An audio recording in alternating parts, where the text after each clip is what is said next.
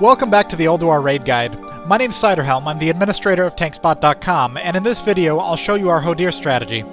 If you'd like more information or would like to learn more about downloading this movie, click more info on the movie information box on YouTube to head directly to TankSpot.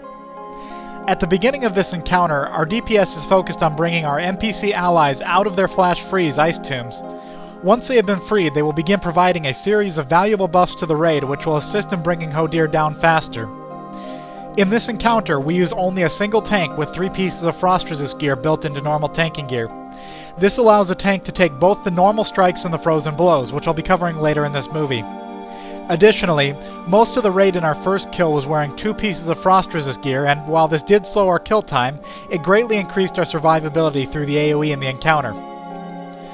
The first and most important ability to worry about in the Hodir encounter is Biting Cold.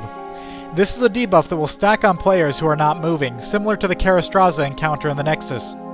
Though it doesn't stack as often, it won't easily clear if there are multiple stacks of the debuff.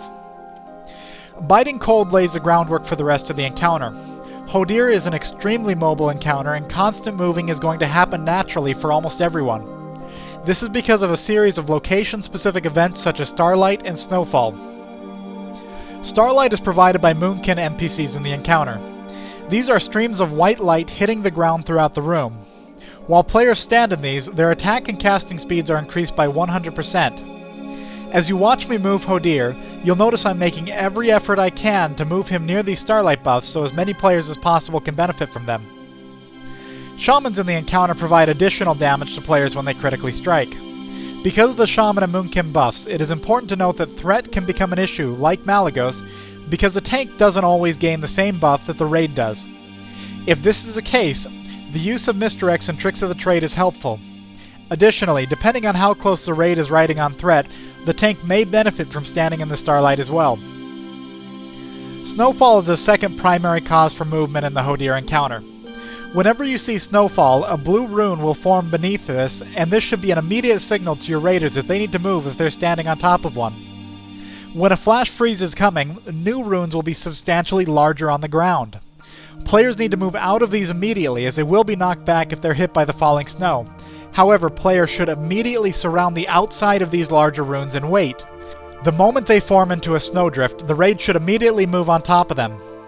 This protects from the flash freeze. Flash freeze is an ability which locks players and NPCs affected by it in an ice tomb. In addition to needing to refocus DPS to bring players out of these, the tombs are even more dangerous since they force the affected players to take additional stacks of Biting Cold. Once a flash freeze has completed, raiders should immediately bring players and NPCs out of the flash freeze.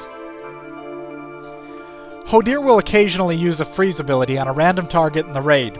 The target and any player within 10 yards of the target will be frozen in place and unable to move for 10 seconds. This can be dispelled with Mass Dispel and Hand of Freedom. Frozen blows are the final primary mechanic the raid should watch out for.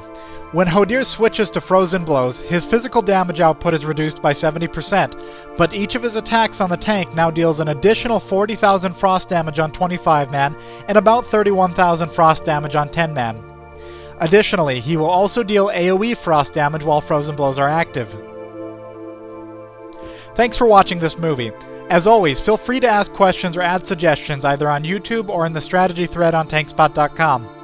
Also, TankSpot donors can download all of these movies in high definition directly from our server. Click the second link in the movie information box to learn more.